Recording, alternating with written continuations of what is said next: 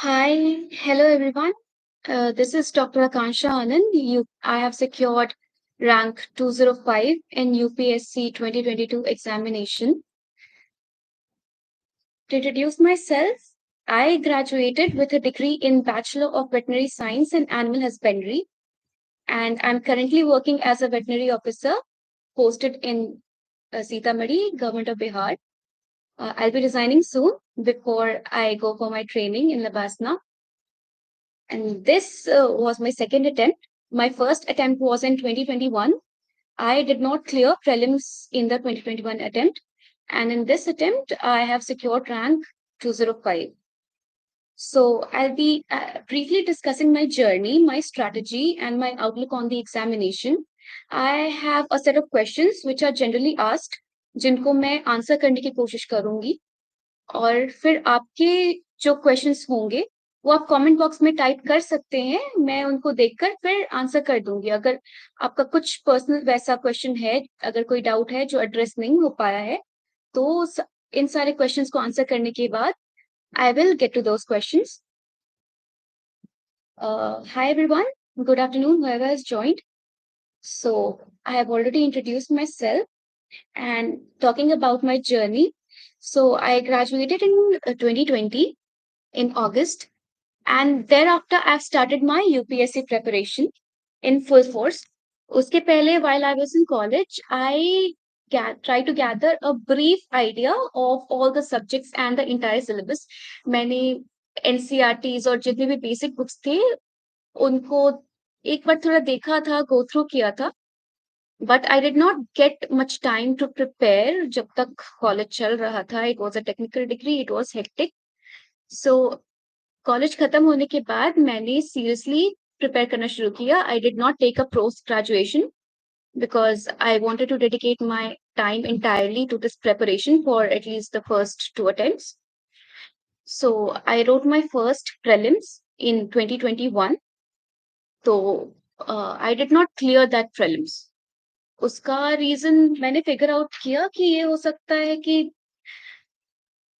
the previous night before the exam I was not able to sleep at all because of anxiety, excitement, whatever you want to name it. So sleep is very important. आपका schedule भी prelims के पहले या फिर examination के पहले ऐसा होना चाहिए. It should be aligned to the examination, क्योंकि एग्जाम सुबह 9 बजे से होता है.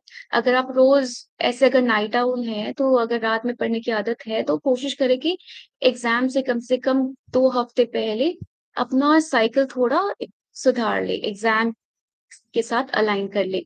उससे आपको हेल्प मिलेगी, बिकॉज एक बायोलॉजिकल साइकिलिंग होती है. आपका दिमाग उसी तरह कंडीशन होता है. If you are use to studying at night, तो उतनी सुबह you will be sleep deprived, आपका दिमाग नहीं काम करेगा. एंड कहीं ना कहीं पेपर सॉल्व करने की जो स्ट्रेटेजी थी वो आई फील कि उतनी करेक्ट नहीं थी.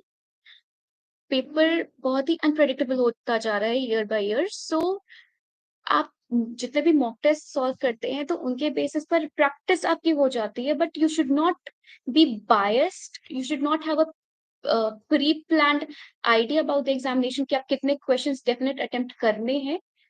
एग्जाम हॉल में जाकर ही पेपर को एनालाइज करके असेस करें कि what should be the safe number of attempts. Questions को देखकर ये जरूरी नहीं है कि आपको 90 to 95 क्वेश्चंस ही अटेम्प्ट करने क्वालिफाई करने के लिए. मैंने अपने 21 अटेम्प्ट में अराउंड 85 क्वेश्चंस किए थे, which I feel was a blunder, क्योंकि मैंने कुछ questions just for the sake of attempting कर दिए थे because I felt that my number of attempts were too low. So accuracy matters. Accuracy ज्यादा मैटर करती है. और सबके पेपर सॉल्व करने का तरीका अलग होता है. Some people solve above 90 and qualify prelims always. मैंने उस अटेम्प्ट से जो सीखा, तो मैंने इसके बाद नेक्स्ट अटेम्प्ट में पेपर थोड़ा कंजर्वेटिवली सॉल्व किया, and that is what help me. तो प्रीलिम्स में don't be nervous, practice a lot. Prelims के लिए यही गाइडलाइंस होती है कि if I talk about the prelims preparation, तो prelims preparation can be divided into 3 parts. सबसे पहले आपका static part, then the current affairs, and then comes the part about mocks. So prelims में जितने भी आपके बेसिक सब्जेक्ट्स हैं, जैसे कि history, polity, geography, economics, environment, science and technology, so static portion के लिए फॉलो मिनिमम 1 to 2 बुक्स। आप अपने रिसोर्सेज लिमिटेड रखिए और उनको मल्टीपल रिविजन्स कीजिए। इस जो बुक लिस्ट होती है मोर और लेस सबकी सेम ही होती है। हिस्ट्री के लिए आप स्पेक्ट्रम फॉलो करते हैं, मॉडर्न हिस्ट्री के लिए। एंशिएंट मटेरियल के लिए एनसीईआरटीज, या तो ओल्ड एनसीईआरटीज या फिर तमिलनाडु बोर्ड की NCERTs, both are good sources. अगर आपको किसी कोचिंग का मटेरियल अच्छा लगता है, वो प्रेफर करना चाहते हैं, तो that is also well and good. किसी एजुकेटर को फॉलो करना चाहते हैं, you can do that. But एक दो से ज्यादा, एक स्टैंडर्ड बुक और फिर दूसरा कॉम्प्लीमेंट्री रीडिंग से ज्यादा ना रखिए, because that will only enlarge the content you have and give you not as much result as you expect. And then polity के लिए I completely relied on Laxmikanth. मैं लक्ष्मीकांत पढ़ी और उसको मल्टीपल टाइम्स रिवाइज किया है। देन इकोनॉमी के लिए I refer to Mrinal sir's classes and notes. Environment Shankar IAS and Sudarshan Gurjar sir on Unacademy. ये दो सोर्सेज मैंने एनवायरमेंट के लिए फॉलो किए हैं। And current affairs are always there because environment is a very dynamic, very evolving topic in current times. Science and technology में कुछ ऐसे सेट ऑफ टॉपिक्स हैं, जैसे cell, nano technology, VR, AR, जो इमर्जिंग टेक्नोलॉजीज हैं, उन सब के बारे में you should have an idea, जो कि आपकी करंट अफेयर्स मैगजीन कहीं ना कहीं कवर कर देती है। और आपको भी एक लिस्ट ऐसे बना लेनी चाहिए, आपको कहीं मिल जाएंगी, जो आपको जरूर पढ़कर जाना चाहिए। थोड़ा सा अ, थोड़े कुछ चैप्टर्स जैसे सेल स्ट्रक्चर के चैप्टर्स हैं, बायोटेक्नोलॉजी के चैप्टर्स हैं, वो 12th स्टैंडर्ड की बायोलॉजी की एनसीईआरटी में बहुत अच्छे से कॉम्प्रिहेंसिवली दिए हुए हैं। आप उसको एक बार गो थ्रू कर ले, तो जो स्पेशली जो बायो बैकग्राउंड से नहीं है, उन्हें उधर थोड़ी दिक्कत आती है, तो आप उसको पढ़ लेंगे तो आपको बहुत क्लैरिटी मिल जाएगी।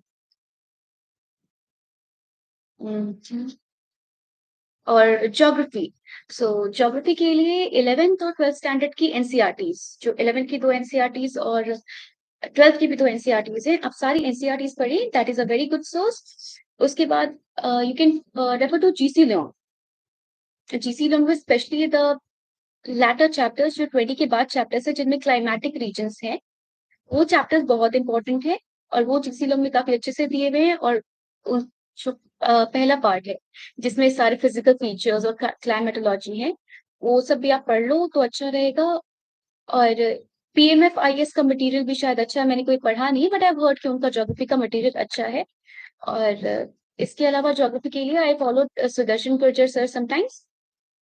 उनके कुछ इकोनॉमिक ज्योग्राफी और कुछ टॉपिक क्लाइमेटोलॉजी के स्पेशली लेक्चर्स, कुछ concepts.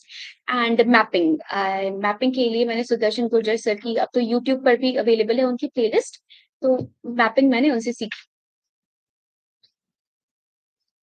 Coming to mains, mains के वक्त जब आप प्रीलिम्स क्लियर करते हो, उसके बाद अब तो रिजल्ट भी बहुत जल्दी आ जाता है, विद इन 15 to 18 days। तो मेंस के लिए आपकी स्ट्रेटजी क्या होनी चाहिए? Those 90 days you have to very wisely plan that entire period, because the syllabus of mains is humongous. Like, there are 4 GS papers, 1 essay paper, 2 optional papers, and 2 language papers which are qualifying. So first, if I talk about the essay paper, जो कि पहले दिन होता है, तो अभी के time में एसेस काफी फिलोसफिकल हो गए हैं। ऑलमोस्ट 2 years से ये पैटर्न रहा है कि सारे ही ऐसे टॉपिक्स फिलोसफिकल आ रहे हैं। So how do you deal with philosophical essays? पहले कुछ ऐसे टॉपिक्स होते थे जो जीएस रिलेटेड होते थे, जैसे women centric, based on technology, education. तो उसमें आप अपना जितना जीएस का कंटेंट था, करंट अफेयर्स था, you could just write it down in an essay paragraph format. But अब ऐसा नहीं है। फिलोसफिकल एसेस के लिए आपको एक डीप थिंकिंग डेवलप करने की जरूरत है, and that is why reading newspapers is also important. थोड़ा सा external reading is also important. Now, what I feel this exam is looking for is to develop you as a person, not only acquiring that bookish knowledge, but also to develop your thinking ability, to develop your thought process. ऐसे में basically examiner का यही agenda होता है कि to know how you think, how you have interpreted the topic, and then वो आपके एस्से में रिफ्लेक्ट हो जाता है कि आपने कितना अच्छा इंटरप्रेट किया है, कैसे इंटरप्रेट किया है और आपकी सोच किस डायरेक्शन में जा रही है। सो सेक्शन ए में 4 ऐसे टॉपिक्स होते हैं, सेक्शन बी में भी 4 ऐसे टॉपिक्स होते हैं। आपको दोनों में से एक-एक चूज़ करके अराउंड 1000 टू 1200 वर्ड्स में एक ऐसे लिखना होता है। सो अब फिलोसॉफिकल एसेज के लिए आपको थोड़ी रीडिंग की ज़रूरत है। अगर आप पहले से बुक्स पढ़ने की आदत में नहीं है, तो like it's a good habit कि अगर आपने अभी प्रिपरेशन शुरू की है, तो दिन में थोड़ा हाफ एन आवर निकाल के आप कुछ ऐसे एग्ज़ाम से हट के, करंट अफेयर्स से हट के कुछ अच्छे आर्टिकल्स पढ़िए, कुछ अच्छे बुक्स पढ़िए। आई नो कि यूपीएससी प्रिपरेशन के टाइम पे कुछ एक्सटर्नल करने का बहुत वक़्त नहीं होता। मैं भी मेरी हॉबी रीडिंग है, बट मैं उतना नहीं पढ़ पाई थी। Still you should try.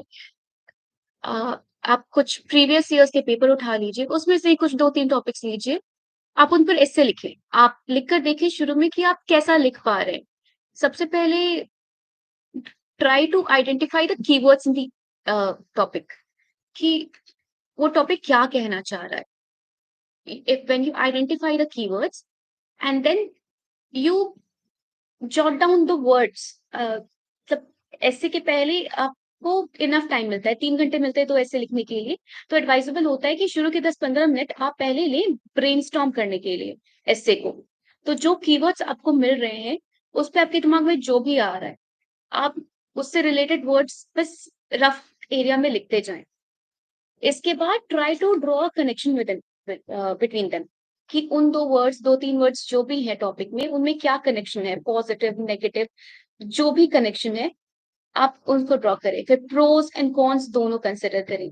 इसके बाद जितने भी एस्पेक्ट्स हमारे आ रहे हैं, social, technological, environmental, political, security related, उन सब से आप उस टॉपिक को कैसे लिंक कर सकते हैं। आपका एक अच्छा टेम्पलेट तैयार हो जाएगा। इंट्रोडक्शन और कंक्लूजन पे थोड़ा ध्यान दें, क्योंकि वो एक इंट्रोडक्शन होता है जब एग्जामिनर पेपर ऐसे पढ़ना स्टार्ट करता है, तो that is what will keep him held on to the essay. और कंक्लूड करोगे तो थोड़ा एक इम्पैक्टफुल होना चाहिए, सो दैट उनकी मार्क्स देते वक्त भी एक अच्छा इंप्रेशन जाए। ऐसे में बहुत लोग एनेक्डोट्स यूज करते हैं, कोट्स यूज करते हैं। मैं जनरली एनेक्डोट्स अवॉइड करती थी because it could fire back. I was not very good at anecdotes, so I did not use them. I used a lot of quotes. तो mains के time ऐसे के preparation के लिए मैंने बहुत सारे कोट्स ऐसे प्रिपेयर कर लिए थे। लिस्ट कहीं से भी मिल जाती है, it is very easy to find them. तो कुछ फेमस पर्सनालिटीज के कुछ कुछ कोट्स, जैसे साइंस से रिलेटेड, टेक्नोलॉजी से रिलेटेड, एनवायरनमेंट से रिलेटेड, नॉलेज से रिलेटेड, एक दो कोट्स आप पढ़ सकते हैं, कुछ कुछ ध्यान में रख सकते हैं, सो दैट आप कहीं लिख सके, वो आपको हेल्प कर जाए। तो उससे थोड़े मार्क्स फेच हो जाते हैं। और एग्जाम्पल्स, अच्छे एग्जाम्पल्स दे सकते हैं। आपको ये ध्यान रखना है कि आपको ऐसे को जीएस का आंसर नहीं बनाना है। अगर वो आप करेंगे then your marks will dip. So that is all I will say about the essay कि एसे में यू नीड प्रैक्टिस। प्रैक्टिस करें, टेस्ट सीरीज भी आती है, या फिर आपके कुछ मेंटर्स हैं, आपके पीयर्स हैं, कलीग्स हैं, लिखकर उनसे रिव्यू कराएं, उनके सजेशंस लिए। अगर कोई मेंटर है तो अच्छा होगा कि वो आपको अच्छी एडवाइस दे सकेंगे। इसके बाद मेंस के बाकी पेपर, जीएस पेपर्स। सो जीएस 1, जीएस 1 में जो हम टॉपिक्स कवर करते हैं, art and culture, history, geography, society. Art and culture is a very wide avenue. Art and culture के लिए मैंने क्या किया कि मैंने एनसीईआरटी जो थी, क्लास 11 स्टैंडर्ड की फाइन आर्ट्स एनसीईआरटी है, दैट वाज द बेस, उसको फॉलो किया। और फिर मेंस 365, मेंस 365 मैंने सारे पढ़े हैं, क्योंकि वहां पे एक कंसोलिडेटेड कंसाइज मटेरियल मिल जाता है, specifically design for your mains examination, जो इसके जिसके बाद आपको कहीं और कंटेंट के लिए जाने की जरूरत नहीं पड़ती, बिकॉज टाइम वैसे भी कम होता है, there is a lot you have to do. क्योंकि मेंस में बहुत सारे सब्जेक्ट्स ऐड ऑन हो जाते हैं जो कि आपको प्रीलिम्स में नहीं पढ़ने पड़ते, जैसे कि world history, security, disaster management. तो वक्त वैसे भी आपके पास कम होता है। सो आर्ट एंड कल्चर के लिए this is what I did, and I followed Pratik Nayak sir's notes also for art and culture. तो ये सब मैंने अपने सोर्सेज रखे, इस NCERT, means 365 and Pratik Nayak sir's notes. Modern history के लिए I did only Spectrum, then medieval और एंशियंट आपके सिलेबस में नहीं है in mains. Then coming to world history, world history आपको नया पढ़ना पड़ता है पहली बार मेंस के लिए, तो इसके लिए एक दो कुछ बुक्स भी आती हैं जो ऑप्शन वाले लोग पढ़ते हैं। आई did not refer any book. मुझे ओझा सर के नोट्स कहीं से मिल गए थे। uh, उनकी उनके नोट्स तो बहुत ऑप्शनल पैटर्न पे थे, बहुत ही डिटेल्ड नोट्स थे, बट मैंने आई स्किम्ड थ्रू देम। मैंने जो इम्पोर्टेंट जो हाइलाइट है सिलेबस में, आप जो वर्ड पढ़ोगे जैसे colonization, Nazism, fascism, world war one, जो इम्पोर्टेंट थीम्स है उनको पढ़ना इंपॉर्टेंट है। सपोज कॉलोनाइजेशन है तो कौन से फैक्टर्स रिस्पॉन्सिबल थे, how it went, what was the course of events. आपको सारे नाम, वॉर्स के नाम वो सब नहीं याद रखने, वो सब ऑप्शनल स्टूडेंट्स के लिए है। आपको टेक्निकलिटीज, स्पेसिफिक्स नहीं याद रखनी है, आपको थीम्स याद रखना जरूरी है, course of action, course of events याद रखना जरूरी है, उसके इम्पैक्ट्स याद रखने जरूरी है।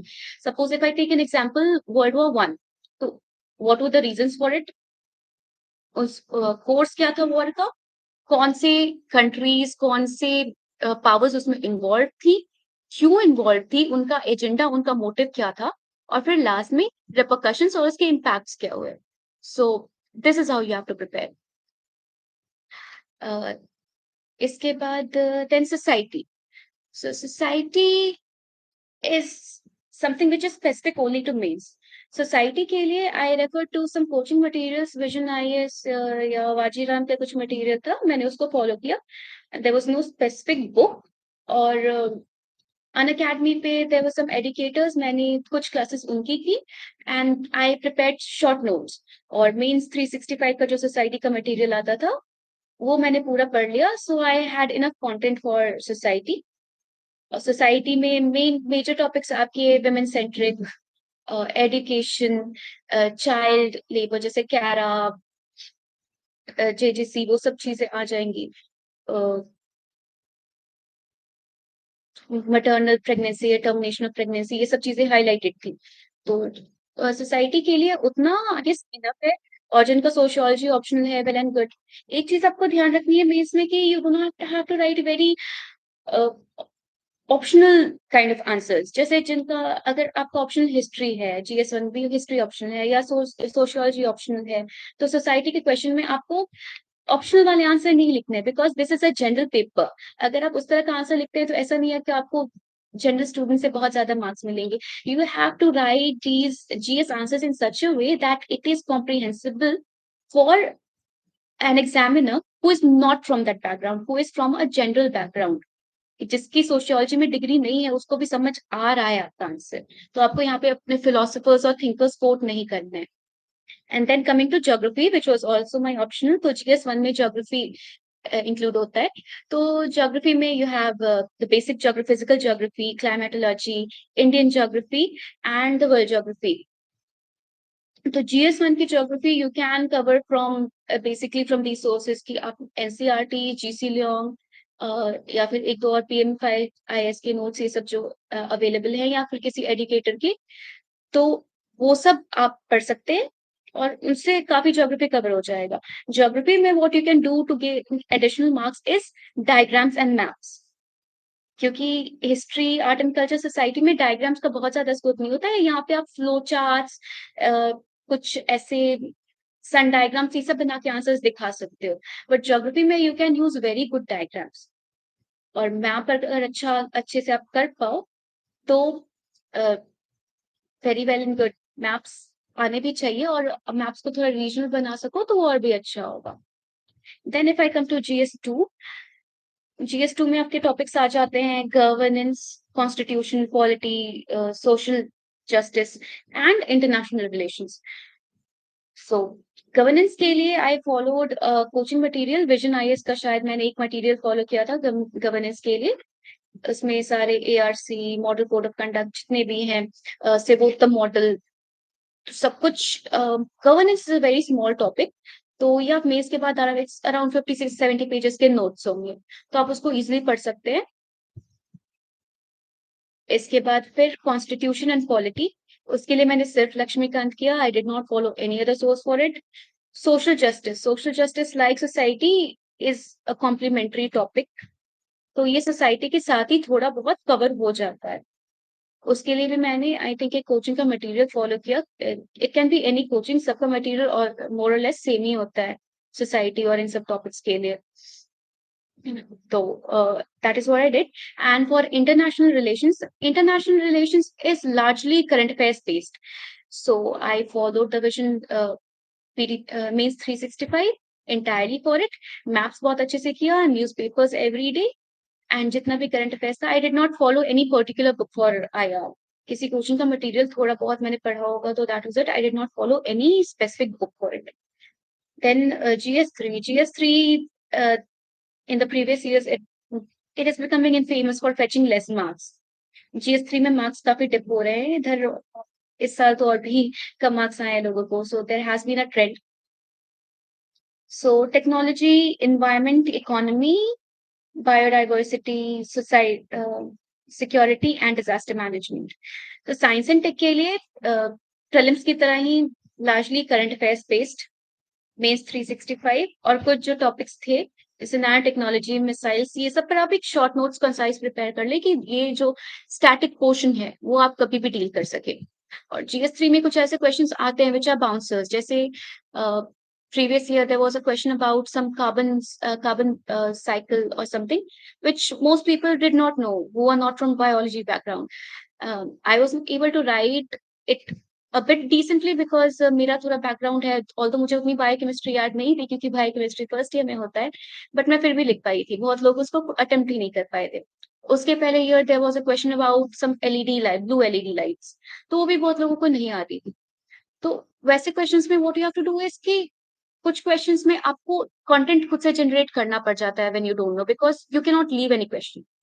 मेंस में you should complete the paper because it is generally seen कि मेंस की मार्किंग एवरेज होती है.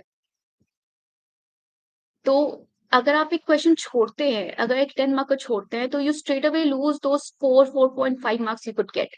अगर आप कोई क्वेश्चन बहुत अच्छा लिखते हैं तो उसमें हो सकता है कि आपको हाफ मार्क 1 मार्क ज्यादा मिले.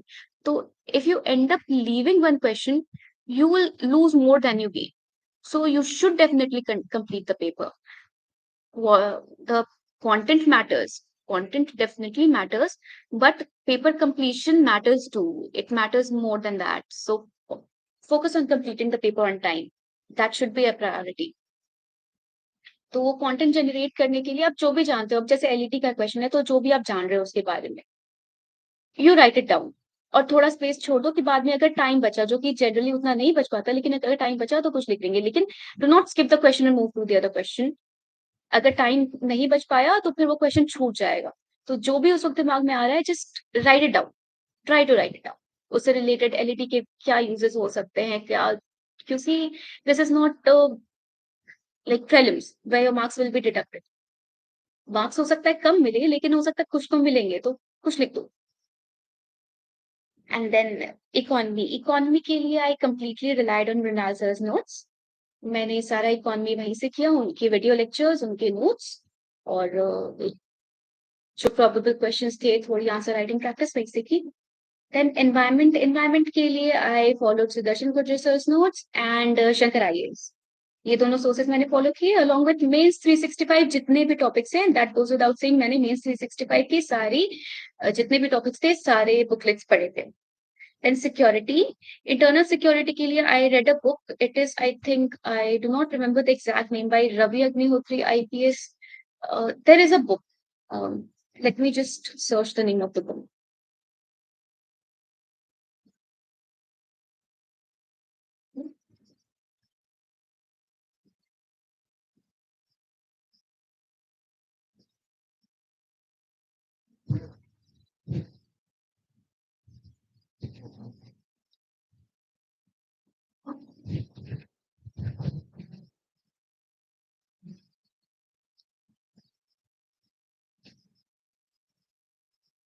Yes, it is by Ashok Kumar Sir IPS and Vipul Anikant Sir DANIPS. So this is the book I read for internal security, and the rest is current affairs. And for disaster management, I did not do anything specifically for disaster management because my optional was geography. It was already covered there. So I did not refer to any specific separate source for disaster management, only the current affairs. And then coming to GS4, which is ethics, people tended to neglect ethics a lot in the previous years because सबको लगता था last एक हफ्ते 10 में पास कर लेंगे, ethics का paper है, ऐसे जनरल टाइप पेपर होगा. बट जैसा 2022 का पेपर आया है, तो I think that paper was designed to change this mindset of aspirants because the paper was very lengthy. It was very descriptive, and even the case studies, there were full one-page case studies, and it was even difficult to interpret the questions for a lot of people. So do not underestimate ethics. It constitutes one entire paper of GS, which is 250 marks. अच्छे से time दो उसको. कोशिश करें कि prelim से पहले कम से कम एक बार एथिक्स की पूरी रीडिंग कंप्लीट हो चुकी हो. सो एथिक्स के लिए आप सोर्सेस फॉलो कर सकते हो कि लूसेंट की बुक आती है, शायद लूसेंट की बुक आती है, और फिर मार्केट में बहुत सारे नोट्स अवेलेबल हैं. लुकमान की नोट्स आते हैं. आपको जो अच्छा लगे उनमें से आप चूज करके आप उसको फॉलो कर सकते हो and write a lot of test ethics के.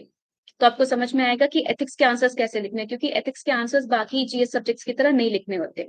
उसमें कोड बेस्ड आंसर्स होते हैं, केस स्टडीज होती है.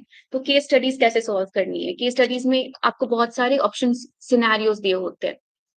तो suppose there is a case study, तो आपको पहले उसमें पूछते हैं कि प्रोबेबल सॉल्यूशंस, प्रोबेबल सिनेरियोज क्या हो सकते हैं. तो आपको पहले वो आइडेंटिफाई करने होते हैं. इसके बाद आपको सॉल्यूशंस देने होते हैं, और सॉल्यूशंस वैसे होने चाहिए पहले कि आपको सॉल्यूशंस लॉन्ग टर्म और शॉर्ट टर्म सॉल्यूशंस में बाइफरकेट करना होगा, because you need practical solutions. अगर अभी राइट्स चल रहे हैं तो आप ऐसे लॉन्ग टर्म सॉल्यूशंस नहीं दे सकते कि आप you work for communal peace and harmony. वो सब बात की बात है. आप अभी ऑन द स्पॉट क्या करेंगे. सो that is how you should write it. पहले आप शॉर्ट टर्म जो पर्टिनेंट सोल्यूशन है अभी के वक्त के लिए, अगर अभी कोई सिनेरियो चल रहा है तो अभी के वक्त के लिए क्या पर्टिनेंट सोल्यूशन है, पहले आप वो बताएंगे. इसके बाद you will go to the long term prospect. Okay. So ethics paper solve करने के कई तरीके. People follow different patterns. कुछ लोग पहले केस स्टडी करना प्रेफर करते हैं because they feel that more marks can be, वहां पे ज्यादा आप अपनी क्रिएटिविटी दिखा सकते हैं. कुछ लोग सीक्वेंशली पेपर फॉलो करते स्टार्ट करते हैं क्वेश्चन से और फिर कोड बेस्ड क्वेश्चन से.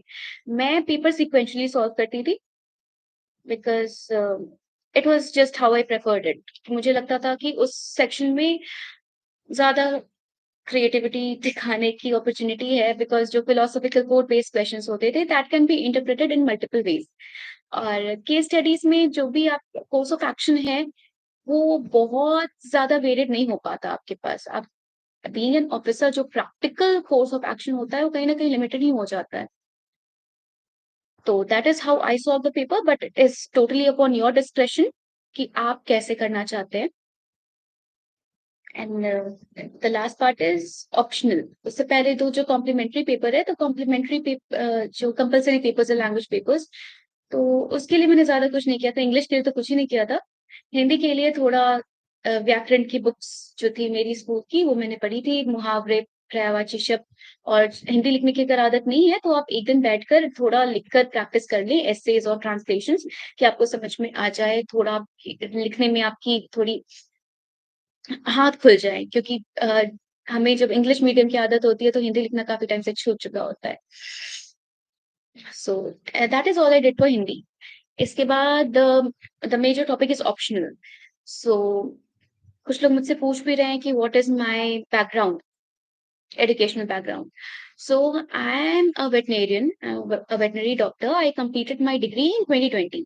It is a 5.5 years course, and I did not join post graduation after it. I was getting surgery, but I decided to prepare क्योंकि मुझे पहले 2 attempts honestly prepare करके full सारा time इधर dedicate करके देना था.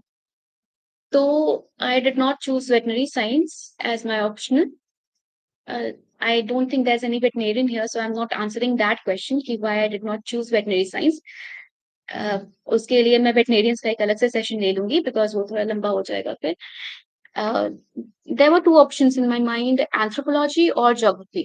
So I think anthropology would have been a better choice considering my background.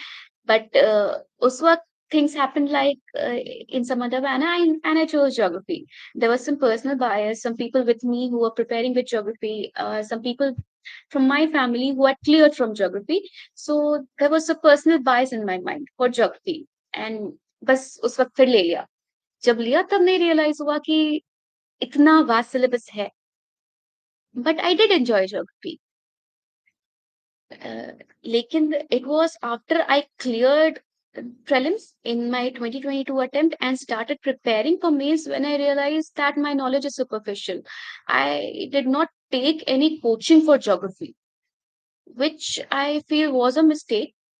क्योंकि अगर आपका बैकग्राउंड नहीं है उस सब्जेक्ट में तो आपको हेल्प ले लेनी चाहिए, because optional is not like GS. आपको ऑप्शनल में सुपरफिशियल नॉलेज नहीं, ऑनर्स लेवल की नॉलेज चाहिए होती है, और कहीं कहीं तो पोस्ट ग्रेजुएशन लेवल की भी नॉलेज चाहिए होती है।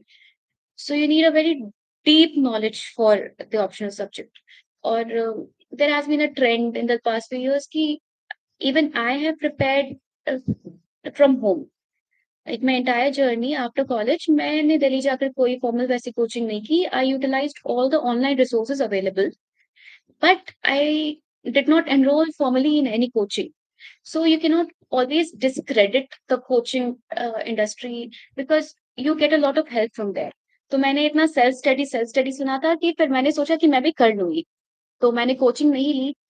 और बाद में आई रियलाइज कि मुझे ले लेनी चाहिए थी, लेकिन फिर nothing could be done then, क्योंकि उस वक्त बहुत कम था और मेंस के लिए प्रिपेयर करना था। तो I got notes from Himanshu sir, guidance IAS, और उनको मैंने बहुत अच्छे से पढ़ा। मैंने सोर्सेज बहुत लिमिट कर दी, जितने भी बेसिक बुक्स हैं ज्योग्राफी ऑप्शनल के, and I score 291 in geography optional, which is quite a good score. I think highest 298 गए हैं, 298, someone got 298, someone got 297, and I think I have 291. So पहले मुझे काफी डर लग रहा था, I was very unsure about geography, but when I saw my marksheet I was surprised and I was happy, because फिर मेंस के preparation के वक्त I dedicated major portion of my time towards geography. So उस limited time में फिर उस situation में मैंने क्या किया कि मैंने हिमांशु सर से नोट्स लिए, गाइडेंस आईएएस के जो क्लासरूम नोट्स थे, and I read them thoroughly. मैंने कॉन्सेप्ट बिल्डिंग पर बहुत वक्त दिया, specially is the models and theories part. चूंकि this is not a optional based session, so I'll not go into technicalities. I'm just going to say कि optional के लिए do not underestimate optional. Optional के लिए, if it is not your background, even if it is your background, there is no harm in referring coaching notes या फिर taking help from coaching institutions, because optional 500 marks constitute करता है। और if your optional में आपके पास chance होता है to take that leap कि आप बहुत अच्छे मार्क्स स्कोर कर सकते हैं, बिकॉज जीएस बहुत ही जनरलाइज्ड हो जाता है and you do not know how GS will be score. तो optional really can give you an edge. तो मैंने बहुत थर्ली पढ़ा, और जितने भी मेरी स्टैंडर्ड बुक्स थी मैंने उनको ही बार बार पढ़ा, नोट्स बार बार पढ़े। और जो टेस्ट थे, बहुत ज्यादा टेस्ट नहीं भी लिख पाई, तो जितने थे उनको एवेल्युएट कराए, और मॉडल आंसर्स मैंने सबके पढ़ लिए। डायग्राम्स और मैप्स पर मैंने बहुत फोकस किया, because they are value additions to any answer, to any paper, वो value additions होती हैं। And that is how I did my geography paper, and because it turned out so well, so I'm happy with it. And previous year questions paper को कैसे analyze कर सकते हैं? Answer writing, optional मैंने deal कर लिया। Interview, so the interview is quite a dicey stage. मेरा interview काफी जल्दी ही था। My interview was on 2nd February, which was the 4th day of the interview cycle.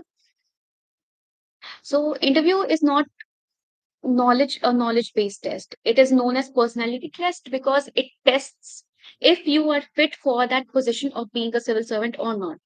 तो आपको नॉलेज से ज्यादा आपको इस चीज पे फोकस करना होता है कि how opinionated you are, how you express your opinions, how you articulate them. कि अगर आपके मन में कुछ है, आपको आंसर आता है, बट आप उसको फ्रेम नहीं कर पा रहे, तो that is the time when you practice it, and that is where mocks come into play. So you should do as many mocks as possible. बहुत ज्यादा भी नहीं, दस ऐसे नहीं कि 15-20 कर रहे हैं, because that they can even alter your personality, because बहुत लोगों के अलग अलग ओपिनियंस होते हैं. सो ये नहीं बोलूंगी कि you should not listen to them, लेकिन इंटरव्यू के टाइम अगर आपको बुरे रिव्यूज मिलते भी हैं तो do not take them to heart. Use it only as a motivation, as an encouragement to improve yourself. और इंटरव्यू के टाइम पे सबसे ज्यादा फोकस आपको करंट अफेयर्स और ओपिनियन बेस्ड क्वेश्चंस पे करना होता है. जो फैक्चुअल क्वेश्चंस होते हैं, अगर आप उसको आंसर ना भी कर पाओ तो चलता है, because it is not, like I said, it is not an a knowledge based test. क्योंकि नॉलेज का टेस्ट पिछले 2 स्टेशन में हो जाता है. Be confident, be articulate, and be honest. Honesty is very important, because if you try to bluff there before the panel, that will go against you. They are very experienced people, they will know. आप फंस जाओगे, अपने ही चक्रव्यूह में फंस जाओगे. So do not try to do that.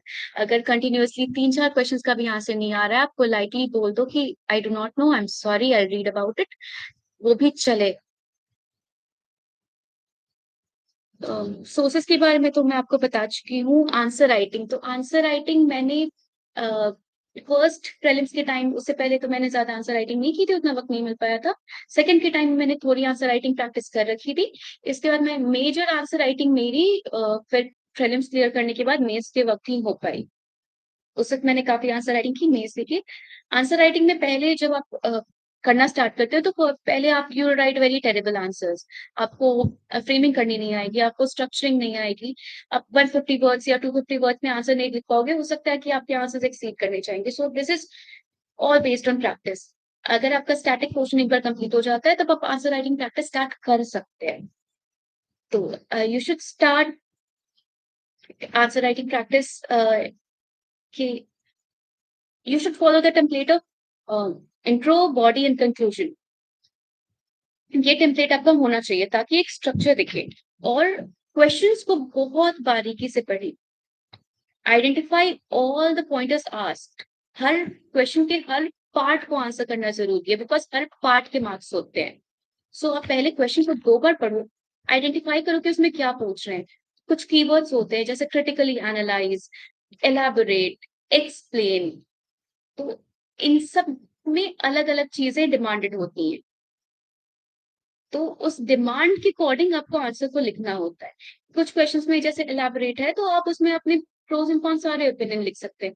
Critically analyse में आपको उसके प्रोज एंड कॉन्स बहुत डीपली एनालाइज करने पड़ते हैं. डिस्कस में इट्स अ जनरल डिस्कशन, आप उसमें सजेशंस देने पड़ते हैं.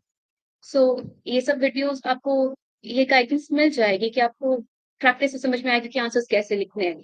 फिर फ्लो चार्ट्स और डायग्राम्स, ये सब आंसर्स में कैसे यूज करके उसको एनरिच कर सकते हैं, सो दैट आपका आंसर्स दूसरे से अलग लगे.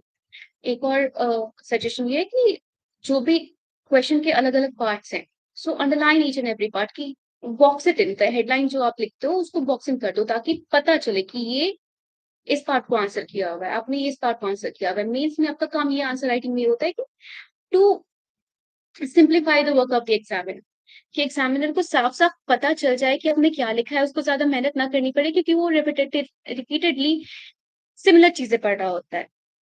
So how you make your paper lucid, easier to read, easier to mark is upon you. और हाँ, टाइमिंग इज वेरी इंपॉर्टेंट कि आप 10 मार्क का जो क्वेश्चन है वो 7 मिनट में लिख पाओ, और जो 15 मार्कर है वो 11 मिनट्स में लिख पाओ, सो that you can complete the paper on time. At least आपको एग्जाम बेल रिंग होने से कम 1.5 से 2 मिनट पहले पेपर कंप्लीट कर लेना चाहिए, सो दैट यू सेटिस्फाइड एंड में स्क्रिबल करते करते भी. So coming to previous year questions are complete, very, very important. I cannot stress enough upon the importance of PYQs. They are a kind of a window into the mind of the people who set the question paper for the UPSC examination.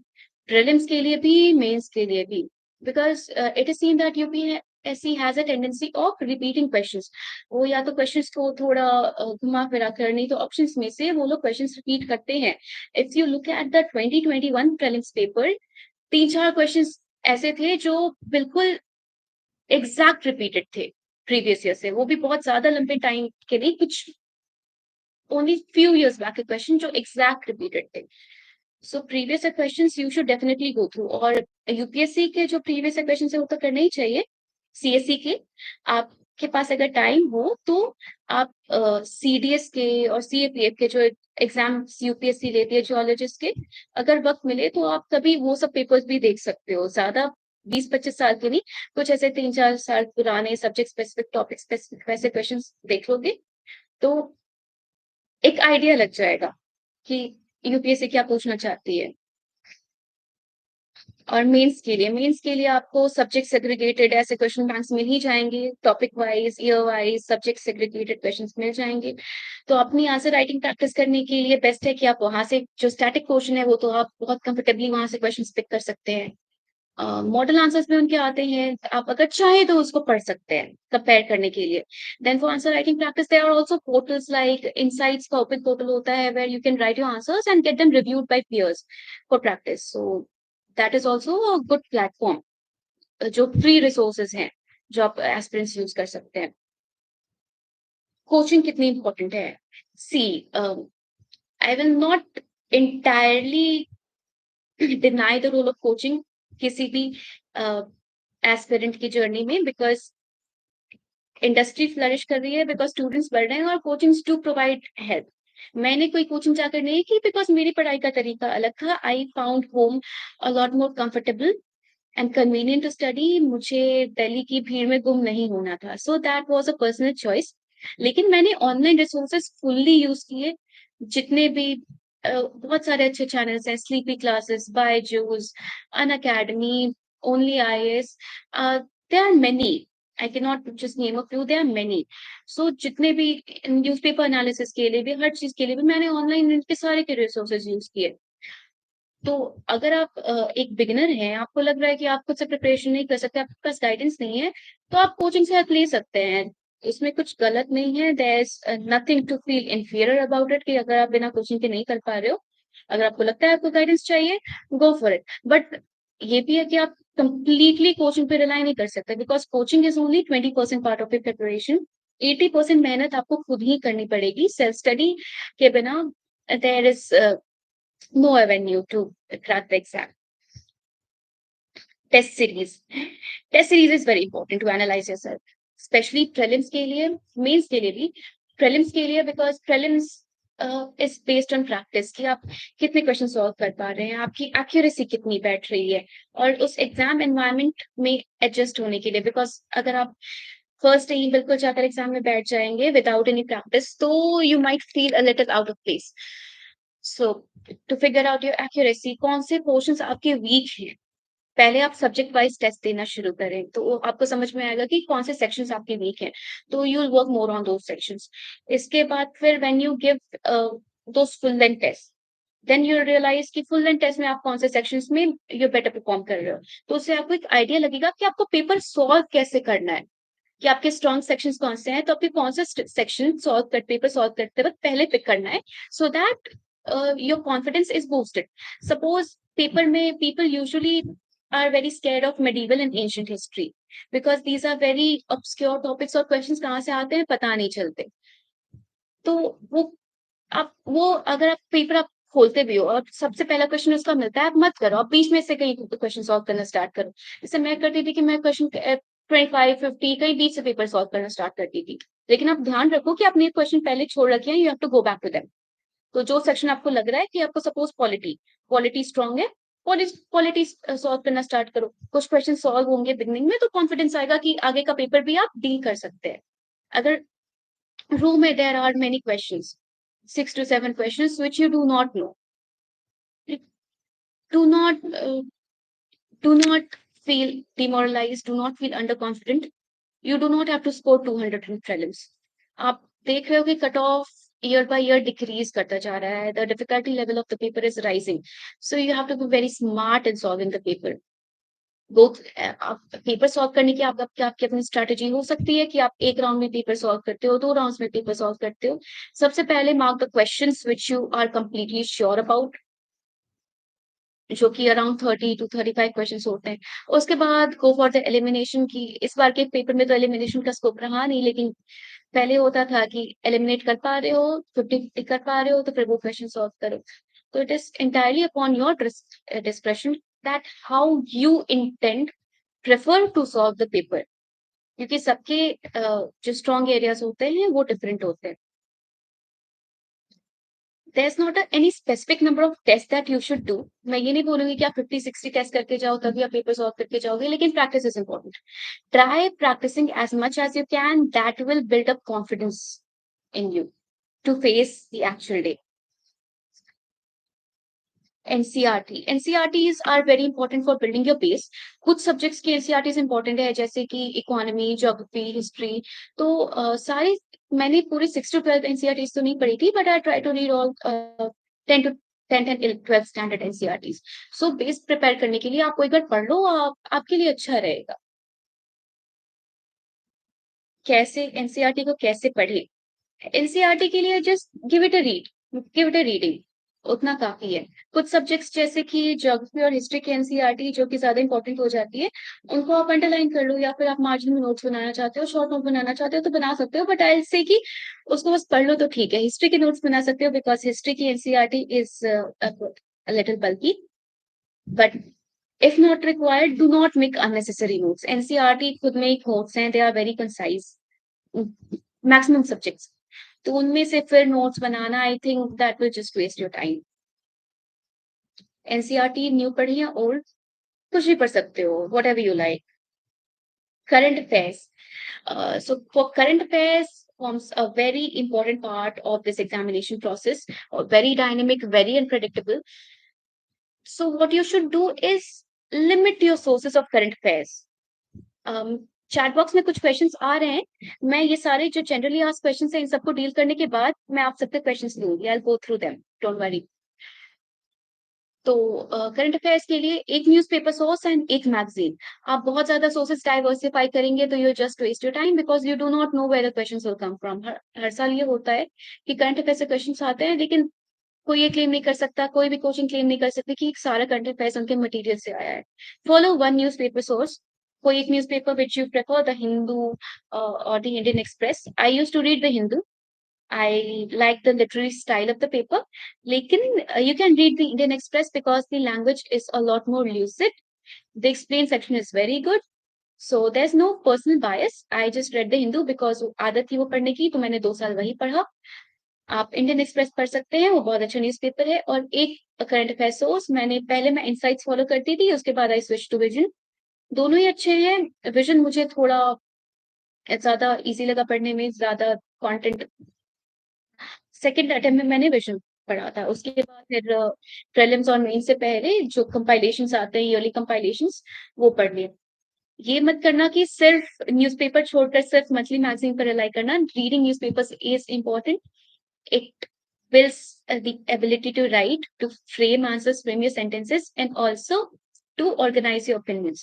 So do not rely completely on the current affairs magazines. Do read newspapers. That's a must. कितने साल का current affairs पढ़ना चाहिए? I would say 1-1.5 साल का. लोग कहते हैं 1 साल का तो मिनिमम पढ़ना चाहिए. कम से कम एक 1 साल कवर करने की कोशिश करें. प्रीलिम से पहले का 1 साल कम से कम कवर होना चाहिए. न्यूज़पेपर्स कितने इंपॉर्टेंट हैं? Newspapers like I told you are very important. They are an a very crucial source. मैंने न्यूज़पेपर्स कैसे पढ़े? सो वो न्यूज़पेपर में आप जब पढ़ना स्टार्ट करोगे तो शुरू में आपको बहुत टाइम लगेगा. देन जब आप when you are midway into the preparation, धीरे धीरे, then you'll realize how to pinpoint things and how to segregate things which you have to read and not to read. जो एडिटोरियल सेक्शन होता है वो तो आपको डेफिनेटली पढ़ना चाहिए. उसमें भी जो पॉलिटिकल, स्पेसिफिकली बिल्कुल पॉलिटिकल न्यूज आती है, सपोज कोई डिफेक्शन पे कुछ आर्टिकल है, तो you have to know what defection is. क्या हो रहा है उस स्टेट में, क्यों हो रहा है, व्हाट आर द कॉन्सिक्वेंस. उससे रिलेटेड जो लॉज हैं, जो सुप्रीम कोर्ट की रूलिंग्स हैं, जो आर्टिकल्स हैं, कॉन्स्टिट्यूशनल जो प्रोविजंस हैं, जो अमेंडमेंट है, वो आपको जानना जरूरी है. आपको लेजिस्लेटर्स के नाम जानना जरूरी नहीं है कि किसने डिफेक्ट किया, किस पार्टी ने किया. आपको आंसर में वो नहीं लिखना होगा ना, आपसे वो पूछेंगे. जो प्योरली पॉलिटिकल न्यूज होती है, जो स्टेट स्पेसिफिक ऐसे न्यूज होती है, क्राइम न्यूज होती है, वो सब आपको नहीं पढ़ना होता. जो न्यूज ऑफ नेशनल इंपॉर्टेंस होती है, इंपॉर्टेंट डिस्कवरीज, इन्वेंशन होती है साइंस एंड टेक्नोलॉजी की, ये सब आपको पढ़ना होता है. तो आप धीरे-धीरे जब पढ़ना शुरू करोगे आपको समझ आ जाएगा and then to supplement it you can complement it with editorial newspaper analysis. YouTube पे आपको बहुत सारे चैनल्स मिल जाएँगे जो रोज़ आपका न्यूज़पेपर एनालाइज़ कर रहे हैं। So you can take the help, आपको हेल्प मिलेगी, आपको बेटर समझ में आता जाएगा। यूपीएससी मैगज़ीन्स की इम्पोर्टेंस मैं बता चुकी हूँ। एक मैगज़ीन आपको फ़ॉलो करनी चाहिए। मैंने इनसाइट्स ओरिजिन फ़ॉलो की थी। मैगज़ीन्स कैसे पढ़ें? तो जो मंथली मैगज़ीन्स आती है उनमें तो आपको प्रीलिम्स और मेंस दोनों के लिए मटीरियल मिलेगा। तो मैं बस मैगज़ीन को हाइलाइट और अंडरलाइन कर लेती थी। एक बार मैं मैगज़ीन पढ़ लेती थी। इसके बाद फिर जब प्रीलिम्स के टाइम पे कंपाइलेशन आता था, तो प्रीलिम्स के कंपाइलेशन में you only have the prelim specific topics. तो ये मैं एडवाइस करूँगी कि आप जिस इंस्टीट्यूट के मंथली करंट अफेयर्स पढ़ रहे हैं, उसी इंस्टीट्यूट का कंपाइलेशन पढ़ें so that you are familiar with things, ताकि आपको कुछ नया ना पढ़ना पड़े उस वक़्त। प्रिपरेशन की शुरुआत मैं बता चुकी हूँ आपको, मैंने 2020 में की थी after August after graduating from college. तैयारी कब से स्टार्ट करनी चाहिए? सी कब से स्टार्ट करना ये सबका एक पर्सनल डिसीजन होता है। If you want to do a job, secure a job और उसके बाद आप प्रिपरेशन में जाना चाहते हो, वेल एंड गुड। अगर आप कॉलेज के बाद सीधे प्रिपेयर करना चाहते हो, वेल एंड गुड। ये आपकी फैमिली सिचुएशन, आपके पर्सनल चॉइसेस, पर्सनल गोल्स पे डिपेंड करता है। तो it is your decision. So it is totally upon you to decide when to start preparing.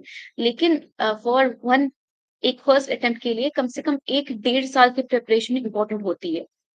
उससे कम वक़्त में यूपीएससी दे पाना is little difficult because the syllabus is huge. Daily कम से कम कितने घंटे पढ़ने चाहिए? तो कम से कम 8 8 टू 10 आवर्स तो मिनिमम यूपीएससी को देने ही पड़ते हैं, given the enormity enor of the syllabus. Below 8 to 10 hours थोड़ा मुश्किल हो जाएगा if you want to cover all the subjects, revise, give mock tests. So उतना वक़्त तो ज़रूरी है। मैंने डेली उतना ही टाइम दिया और मैं घंटे काउंट करके तो पढ़ाई नहीं करती थी। मेरा फ़ोकस यही रहता था कि जो टारगेट्स है वो कंप्लीट हो जाए मेरे। So you should plan very wisely, subject wise. अगर आप एक टाइम पे कर रहे हो, मैं एक टाइम पर 2 सब्जेक्ट लेकर चलती थी। Optional side by side and current affairs and 2 subjects. Because एक सब्जेक्ट मैं अगर लेकर पूरे दिन बैठूँ 5 दिन, I used to get bored. So I needed that excitement and that variety, diversity to keep me interested. तो जैसे एक टाइम पे मैं पॉलिटी और एनवायरनमेंट मैं साइमल्टेनियसली कर रही हूँ along with current affairs. So that is how I prepared. UPSC के लिए मोटिवेशन मोटिवेशन मेरी फैमिली में कुछ सिविल सर्वेंट्स हैं, तो प्रिलिमिनरी मोटिवेशन वहाँ से था। उसके बाद when I grew up, when I went to college, then here in the school में भी आप देखते होंगे कि जो चीफ गेस्ट होते हैं, they are the IAS officers of your district. जो सोसाइटी में चेंजेस आ रहे होते हैं, पॉलिसीज फ्रेम हो रही होती है, तो this section of people have another level of respect and prestige besides that the most important source of motivation should be the impact, the change you can bring on the society. कि अगर आप में वो vision है to elevate the condition of the downtrodden, to reach the last mile, then you should take up civil services because corporate culture से बहुत different है इसका प्रोफाइल। इवन किसी और गवर्नमेंट सर्विस से भी बहुत डिफरेंट है। इसमें you have to interact, connect with the people at the grass roots, तभी आप एक अच्छे सिविल सर्वेंट बन पाएँगे। You need to reach a large number of people. So ये मोटिवेशन था that I will be able to do something directly for the people. अगर मैं इस लाइन आ जाती हूँ तो the portfolio is so varied. You can work in varied departments. Like I am a veterinary officer. I'll be resigning in a few days.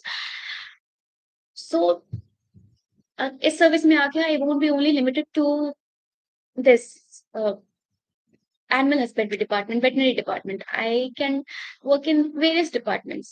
So that is what enticed me. खुद को motivate कैसे करें? See, UPSC preparation की journey is a very difficult journey. The motivation should be internal. आप बस दूसरे को देखकर रैट रेस में भागेंगे तो फिर आप प्रिपरेशन सस्टेन नहीं कर पाएँगे। अगर आप बस वो पावर, प्रेस्टीज वाली अल्योरमेंट आपका मोटिवेशन है कि पावर होगी, रिस्पेक्ट होगी सोसाइटी में, so that is not motivation enough to sustain this difficult preparation. Your motivation should be genuine. You need to find your reason why, कि आप ये क्यों करना चाहते हैं। अगर जिस दिन आपको अपना रीज़न मिल गया, then that will push you to work hard and qualify this examination, because this is a very difficult journey. CSAT, yes, I should address CSAT. मैंने prelims की journey के time CSAT मैंने by mistake छोड़ दिया, तो I think ये address करना important है क्योंकि CSAT काफी difficult हो गया है. So my background is from medical biology, तो I was not very good at maths, और 10th के बाद मैंने maths पढ़ी भी नहीं है, so CSAT was difficult for me. तो मैंने सीसैट के लिए फर्स्ट अटेम्प्ट में तो मैंने ज़्यादा कुछ नहीं किया था। मैंने यूट्यूब पे कुछ सीसैट की प्लेलिस्ट देख ली थी, कुछ क्वेश्चंस पेपर सॉल्व कर लिए थे और सीसैट मैंने क्लियर कर लिया था। बहुत ज़्यादा मार्जिन से नहीं किया था बट क्लियर कर लिया था। लेकिन उसके बाद फिर मैंने सीसैट पे स्पेसिफिकली और ज़्यादा टाइम डिवोट किया because I did not want to be in an ambiguous situation कि 3-4 मार्क्स से क्लियर हो रहा है कि नहीं क्लियर हो रहा है। मेरी सीसैट की स्ट्रैटेजी ये होती थी कि first of all I solve all the comprehension because that is my forte, that English portion comprehension, उसमें मैं सॉल्व करती थी तो मेरे ज़्यादा 2-3 क्वेश्चंस ही गलत होते थे। तो I used to depend heavily on the comprehension portion. इसके बाद फिर मैथ्स, क्योंकि अब रीजनिंग के क्वेश्चंस बहुत ही कम आते हैं, ज़्यादातर क्वांट के क्वेश्चंस ही आ रहे हैं। तो that is only practice, practice, practice. अब कुछ टॉपिक्स जैसे परम्यूटेशन, कॉम्बिनेशन, ये सब 10th तक भी हमें नहीं पढ़ाए जाते। Even though I was from ICSE board, तो उसमें भी परम्यूटेशन, कॉम्बिनेशन के टॉपिक्स 10th तक नहीं थे। So these were some new topics which I was not comfortable with, but I did learn. I followed some educators on Unacademy और YouTube पे जितने हेल्प मिल पाई। तो सीसैट के लिए मैंने ये सब सोर्सेस बहुत फॉलो किए और मैंने बहुत प्रैक्टिस की। मैंने लगभग 6-7 पेपर सॉल्व किए सीसैट के और that is what I did in final. Final exam में फिर भी काफ़ी एंग्ज़ायटी हो जाती है for people who are not from the maths background, because ये देखना कि कौन-सा क्वेश्चन सॉल्व हो रहा है, व्हिच इस question is going to give you marks, वो थोड़ा डिफिकल्ट हो जाता है in those 2 hours, but that is what you can do. You should practise a lot. और अभी तो सीसैट का पैटर्न फ्रॉम दिस ईयर काफ़ी ज़्यादा चेंज हो गया है, तो आई सजेस्ट टेक हेल्प। अगर आपका वैसा मैथ्स का बैकग्राउंड नहीं है, तो आई थिंक जो कोचिंग इंडस्ट्री भी है, टीचर्स भी है, तो वो लोग भी अपना पैटर्न चेंज करेंगे सीसैट पढ़ाने का। सो अकॉर्डिंगली आप अपने आप को चेंज करो। सीसैट पे आप एस्पिरेंट सबको ज़्यादा ध्यान देने की ज़रूरत पड़ेगी। Even as a qualifying paper, this can eliminate a large number of students. So work on it. That is all I can say. Time table कैसे बनाना चाहिए और मैंने अपना टाइम टेबल कैसे बनाया? See honestly speaking, I used to be a night out. मैंने बहुत कोशिश की कि मैं सुबह उठकर पढ़ पाऊँ। कुछ दिनों तक कर पाती थी, लेकिन ज़्यादा टाइम तक मैं वो टाइम टेबल सस्टेन नहीं कर पाती थी।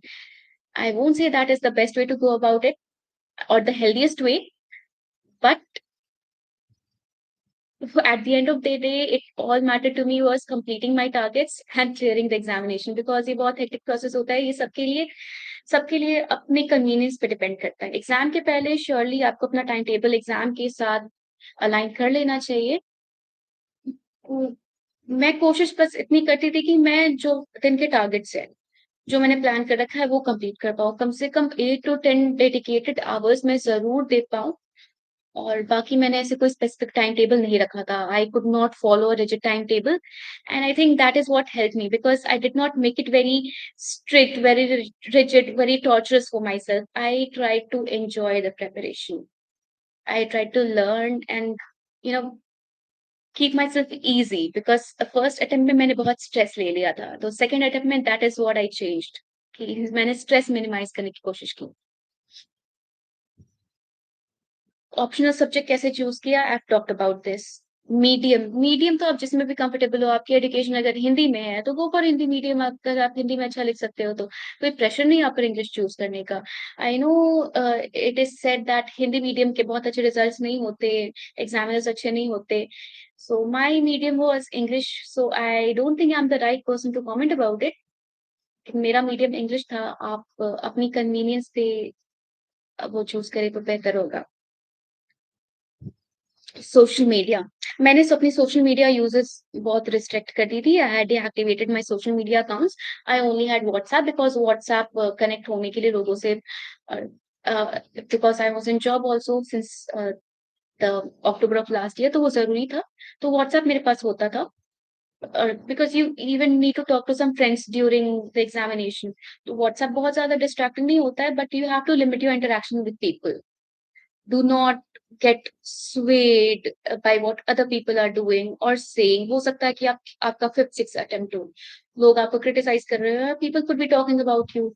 ऐसा होता है कि प्रिपरेशन में 5-6 साल जब आप दे चुके हो, यू फील वेरी स्टैग्नेटेड कि आपकी लाइफ वहीं पे है, एंड पीपल हैव 5-6 साल में they have taken leaps, they have achieve milestones.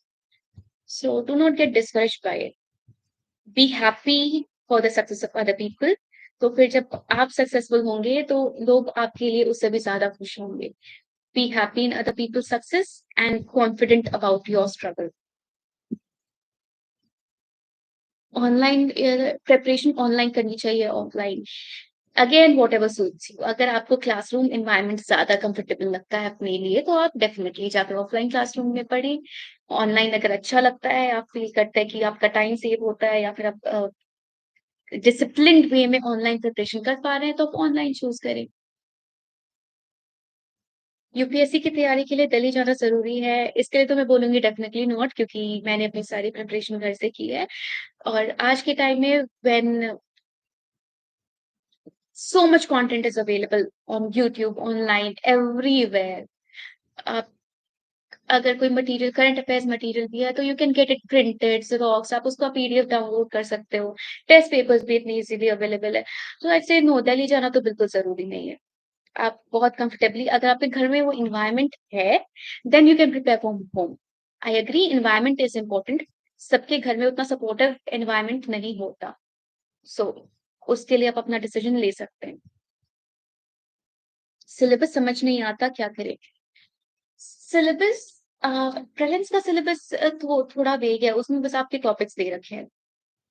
Mains का सिलेबस काफी ही डिटेल्ड है। तो सिलेबस को कैसे समझें? आप सिलेबस का जो यूपीएससी में उसका एक प्रिंट आउट ले लें, ना stick it on your board, या फिर आप स्टडी टेबल पे उस सिलेबस को हमेशा अपने साथ रखें और उसको बार-बार पढ़ें, अंडरलाइन करके जो हर सारे कीवर्ड्स आइडेंटिफाई करें। प्रीलिम्स का सिलेबस इस उसमें बस टॉपिक्स लिखे हैं, तो उस आपको पढ़ाई भी वैसे ही करनी है। हिस्ट्री है तो पूरा हिस्ट्री पढ़ लेना है। नहीं तो आपको यूट्यूब पे बहुत सारे वीडियोज़ मिलेंगे, और मैंने भी एक्सप्लेन कर दिया कि क्या-क्या सोर्सेज़ होने चाहिए, कहाँ-कहाँ से पढ़ना है। और मेथ्स के लिए तो काफ़ी इलैबोरेट सिलेबस है, वो भी मैं एक्सप्लेन कर चुकी हूँ पहले। मैप्स, अम, मैप समझ नहीं आते। मैपिंग के लिए आई एग्री, फर्स्ट पहली बार जब आप बड़ा-सा मैप लाकर अपनी दीवार पर लगाएँगे तो it can be very intimidating कि इतना सब कुछ कैसे याद रहेगा, इतने सीज़, कॉन्टिनेंट्स, स्ट्रेट्स। आप एक स्ट्रैटेजी बना लो मैप के लिए। गो कॉन्टिनेंट वाइज़ या फिर गो लैंडफॉर्म वाइज़, कि आपने एक कॉन्टिनेंट पिक किया, सपोज़ अफ्रीका पिक किया, तो सबसे पहले उसकी जितनी भी कंट्रीज़ हैं, उस उनके सारे कैपिटल्स आपने वो सारे याद कर लिए, सबके लोकेशंस देख लिए, उनकी उसकी पूरी मैपिंग कर ली। इसके बाद फिजिकल फीचर्स, कहाँ उनके लेक्स, इम्पोर्टेंट लेक्स हैं, फॉरेस्ट हैं, रिवर्स हैं, इन सारों की मैपिंग कर ली। फिर उसके अराउंड जो सीज़ हैं, वाटर बॉडीज़ हैं, वो सारी देख ली। तो आप पूरे वर्ल्ड मैप के लिए फॉलो कर सकते हो। और मैंने सुदर्शन गुर्जर सर को फॉलो किया था मैपिंग के लिए, उनकी यूट्यूब पे भी प्लेलिस्ट अवेलेबल है, आई थिंक इंडिया की मैपिंग के लिए भी और वर्ल्ड मैपिंग के लिए। आई think that is a very good source, very comprehensive, और बहुत अच्छे से पढ़ा रखा है। तो you can refer that. Notes से पढ़ना चाहिए या टेक्स्ट बुक से? सी, I am a person who does not make a lot of notes because मुझे ऐसा लगता था कि जितनी देर में मैं बुक से नोट्स बनाऊँगी, उतनी देर में मैं उस बुक को 3 बार रिवाइज़ कर लूँगी। So you can say that I was lazy in making notes, but that was how I studied. I did not make a lot of notes. Spectrum, um, Laxmikanth, Shankar IAS जितनी भी हैं, मैंने सारा कवर टू कवर पूरा पढ़ा है। उसमें मैं क्या करती थी कि जो इम्पोर्टेंट चीज़ें मुझे लगती थी, I used to underline them. Highlight कहीं-कहीं अगर ज़रूरत पड़ी तो use different coloured pens, blue pen, red pen जो भी आपके पेन से हाइलाइट कर दिया, अंडरलाइन कर दिया and that is how I studied. मुझे पता रहता था कि मुझे कहाँ पे कौन-सी चीज़ पढ़नी है। So that made it easier for me. तो मेरे बुक्स बहुत मेसी हो जाते थे उसकी वजह से, but that is what book was for, पढ़ने के लिए था, उसको सजा कर तो रखना नहीं था।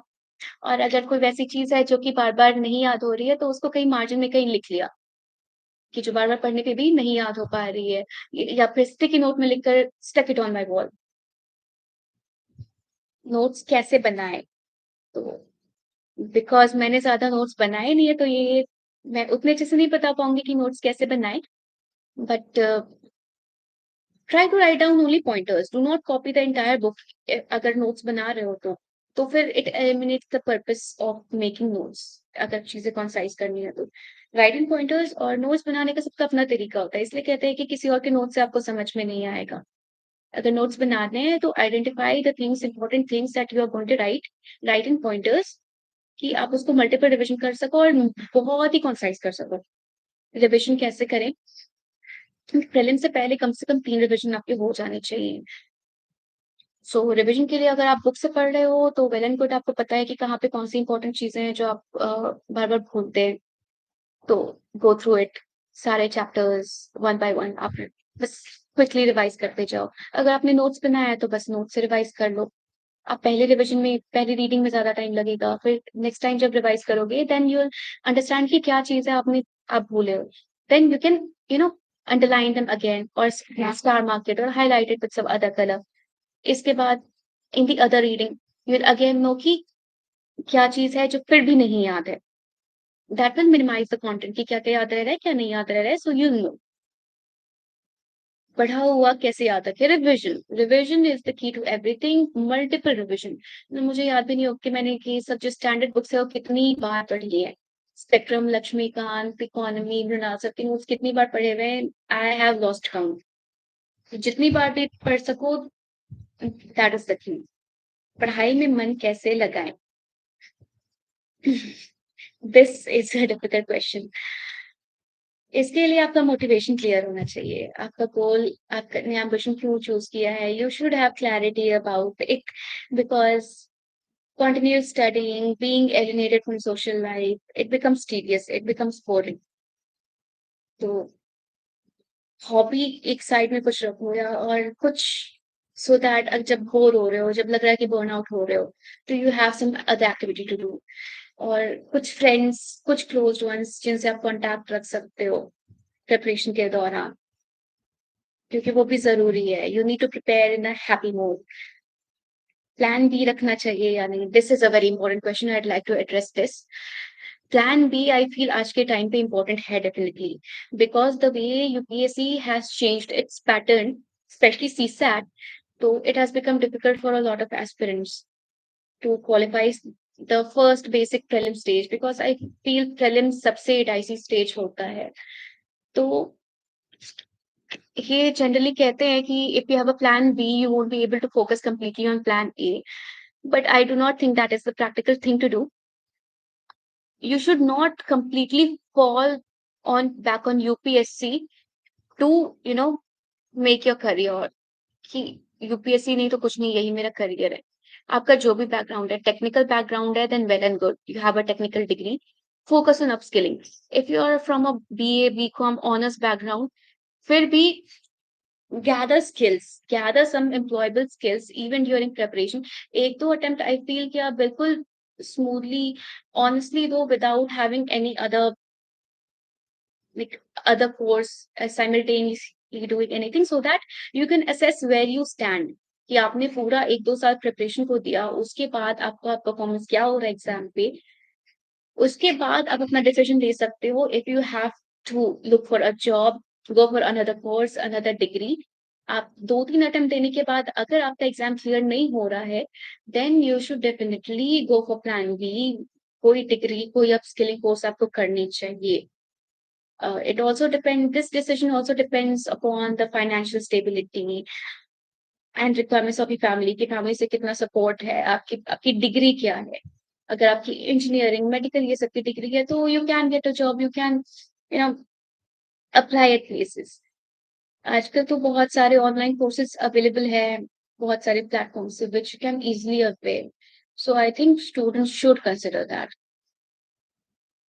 My interview experience, it was cordial. I had Aaron Chaubey sir's board.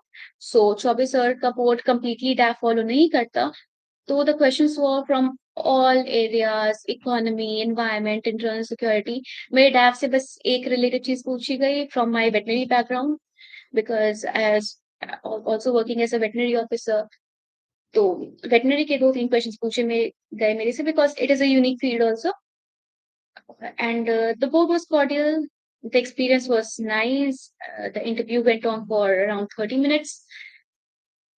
Initially, सबको थोड़ी nervousness होती है because मेरा first interview था पैनल के सामने जाने में फेस करने में. But when you're inside the room, like बाहर की सारी चीजें block out हो जाती है. It's just you and the panel members. So just be confident, be honest. Exam की जर्नी आपकी पर्सनालिटी वो सिविल सर्वेंट के लाइक बना देती है। आपको मॉक्स में वही सिखाते हैं, जस्ट जो मॉक्स में सीखा बस उसको इम्प्लीमेंट करो। यदि आपको फिर से यूपीएससी देने का मौका मिले तो आप क्या करना नहीं चाहोगे? अ, अब I think my journey has ended with this. I will probably get IAS, तो फिर से तो एग्जाम नहीं देना है, for which I am very grateful कि सेकंड अटेम्प्ट में मेरी जर्नी खत्म हो चुकी है। बट अगर फिर से एग्जाम देना हो तो मैं क्या नहीं करूँगी? आई थिंक मैं ऑप्शनल पे थोड़ा सा और ज़्यादा टाइम देती सो दैट, क्योंकि ऑप्शनल में मेरे मार्क्स तो अच्छे आ गए but I was not feeling very confident because मैंने पहले उतना टाइम नहीं दिया था, मैंने मेंस के बाद ज़्यादा टाइम दिया था। और बस यही। यूपीएससी मैंने क्यों चूज़ किया, इसका रीज़न तो मैं डिस्कस कर चुकी हूँ because when I talked about what my motivation was, I think I can directly impact a larger number of people, work among the people, and that is going to give me that professional satisfaction which I'm looking for. और मेरी तरफ से aspirants के लिए advice ये होगी, सबसे पहले तो if you choosing this career, if you want to start preparation, बहुत वाइजली चूज करें कि आपको ये प्रिपरेशन करनी है, क्यों करनी है, आपका क्या मोटिव है इसके के लिए, आपका रीजन क्या है, कैसे आप प्रिपरेशन को सस्टेन करोगे, आपको अपना ऑप्शनल क्या चूज करना है, आपको अपनी स्ट्रैटेजी क्या चूज करनी है।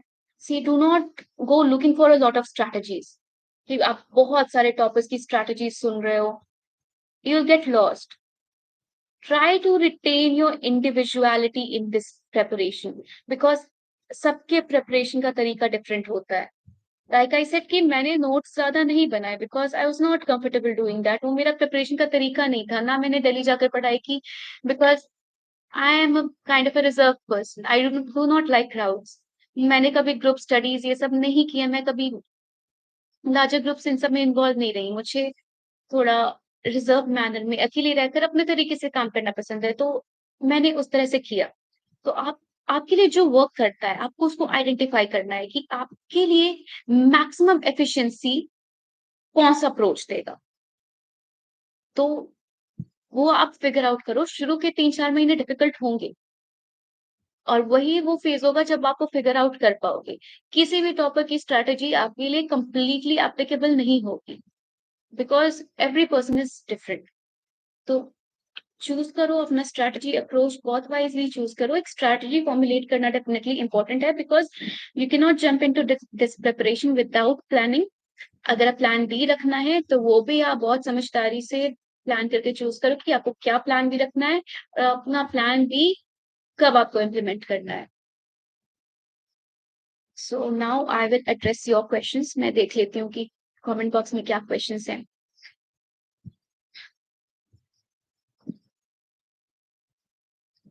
How to approach GS, I have talked about this. Prelims test को सॉल्व करने के लिए स्पीड एंड एक्यूरेसी कैसे बढ़ानी एंड प्रीलिम्स टेस्ट देने के बाद में हम उसको एनालाइज कैसे करें। यस, प्रीलिम्स के टेस्ट सीरीज देने के बाद ऐसा होता है कि अगर डिसेंट स्कोर आ जाता है तो फिर हम इस टेस्ट को छोड़ देते हैं कि चलो इतने करेक्ट हो गए, cut cut off like marks से छोड़ देते हैं। लेकिन उसको एनालाइज करना बहुत इंपॉर्टेंट है because it is a practice test. अब उसको एनालाइज करेंगे तो आपको पता चलेगा कि जो क्वेश्चंस गलत हुए हैं वो आपने गलत क्यों किए हैं। क्या आपने क्वेश्चन को गलत तरीके से पढ़ा? Did you not interpret it correctly? Were you like hasty in solving the question? या फिर अगर आप ओएमआर में मार्क कर रहे हैं क्वेश्चन तो ओएमआर में आपने गलत मार्क किया इस क्वेश्चन को, और किस एरिया से किस टॉपिक से आपका क्वेश्चन गलत हो रहा है। तो ये एनालाइज करना बहुत इंपॉर्टेंट है। और फिर जो क्वेश्चन गलत हुए या फिर आप नहीं सॉल्व कर पाए तो उनके भी, अब जब मॉडल आंसर सोल्यूशंस पढ़ते हैं तो you gain knowledge from that, कि अपार्ट फ्रॉम द बुक्स उसके बाद जो एक्स्ट्रा आप गेन कर रहे हो वो आप अपनी टेस्ट सीरीज में आप कहीं लिख लो या फिर स्टिकी नोट्स में लिख लो, किसी डायरी में जहां भी वो एक्स्ट्रा एडिशनल इन्फॉर्मेशन आप ऐड कर लो, तो फिर आपको कुछ अलग पढ़ने की जरूरत नहीं पड़ेगी। फिर आप जब बस जो चीजें आपकी गलत हुई है या फिर जो एक्स्ट्रा आपने सीखा, आप बस उसको रिवाइज कर सकते हो। मेरे नाम के आके डॉक्टर क्यों लगा है? क्योंकि मैं डॉक्टर हूँ। I have a degree in veterinary science and animal husbandry, and I am a veterinary. I have worked as a veterinary officer also under Government of Bihar. Your subject teacher puts doctor. I don't know about him, but I am a doctor, believe me.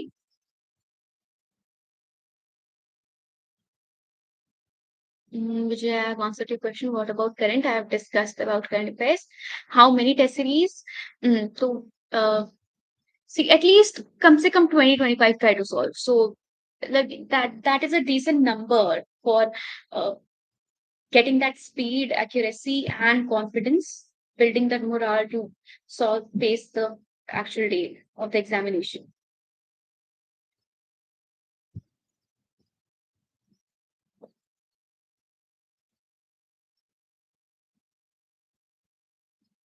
CSAT के paper भी बहुत difficult आया था। I agree, CSAT का paper difficult था।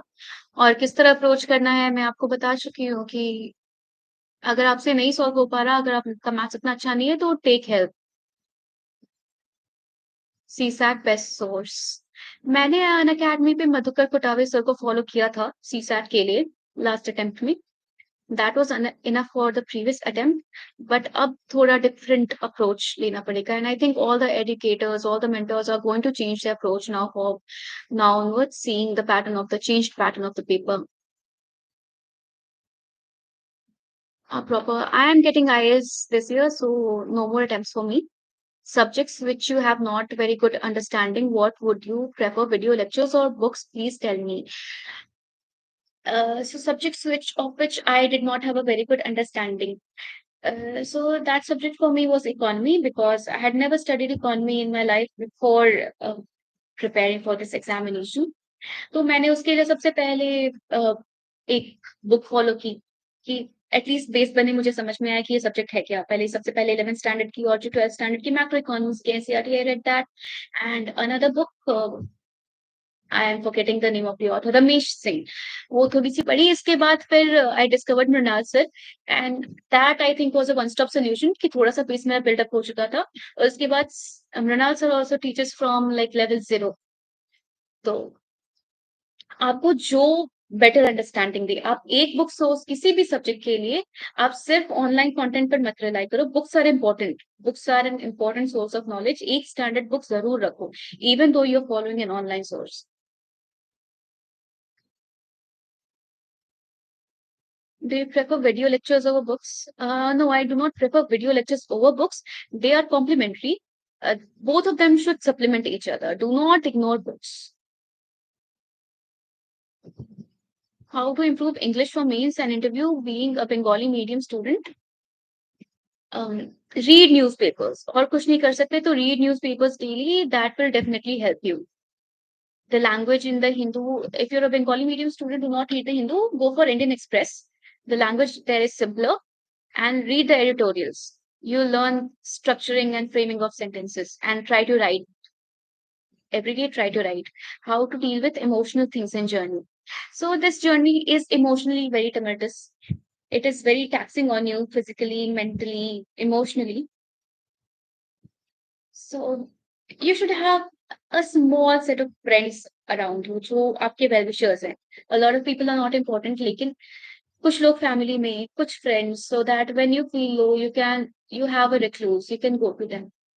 और अगर mental condition आप manage नहीं कर पा रहे हो, which is a very mental health is an important question in this preparation journey because this journey does take a toll on you because everything about this journey is very uncertain. Teen stages हैं and you can flunk any stage. लोग interview stage से भी वापस आते हैं and they are back to square one और फिर से जर्नी स्टार्ट करनी पड़ती है. तो फेलियर से डील करना काफी मुश्किल होता है. जब मैंने फर्स्ट प्रीलिम्स नहीं किया था तो आई वाज वेरी डिसअपॉइंटेड और जब तक मेरा फाइनल रिजल्ट नहीं आ गया तब तक at every stage of the exam वो स्ट्रेस होता ही होता है. तो you need people around you who can जो बूस्ट यू अप की who can make you believe in your hard work की अगर ठीक है ये स्टेज अगर नहीं भी क्लियर हुआ you have been working hard कभी ना कभी होगा. have patience. और अगर if you believe in those things you can also take respite in spirituality. Meditation कोई religious चीज है नहीं. Anybody can do it to focus for peace of mind. दिन में अगर आप 10 मिनट भी शांति से बैठकर close your eyes and focus on your breath, believe me, it will help you a lot. It will help you calm down. Total books का नाम बोल दीजिए प्रीलिम्स का. मैं बता चुकी हूँ राजदीप. मैंने सारे सब्जेक्ट स्पेसिफिक बुक्स सारे बता दिए. Motivation for CSE dealt with this. CSAT PSOs, starting preparation along with BMS. Okay, you can start your preparation along with BMS. Read the NCRTs first. इसके बाद then you can switch to the standard books. Build a base with NCRTs. So I guess these are all of the questions, and I've addressed everything. I hope this session was beneficial for aspirants, and it was nice interacting with everyone. Uh, for further questions, or if you people want to connect with me, I have a public account on Instagram. The ID is dr.akansha28 underscore. So if you feel like you can connect me over there, I'll be sharing things related to my preparation and my journey on that account. And that is the only account I'm currently using. I do not currently have a Telegram channel. I might make one, considering a lot of students are asking me about geography optional specifically. I scored 159 in paper 1 and 139 in paper 2. So if there are any geography optional students who want to know about the preparation strategy, I would be glad to help out, and I might make a channel on Telegram. And so yeah, this is all about it. I think I've dealt with everything in a lot of detail, and it's about 1.5 hours. So I think I should not stretch it further. So thank you for joining in, and everybody who will be listening in later. All the best to you. All the best to the people who want to prepare, uh, who want to enter this journey. All the best for your endeavors. Thank you.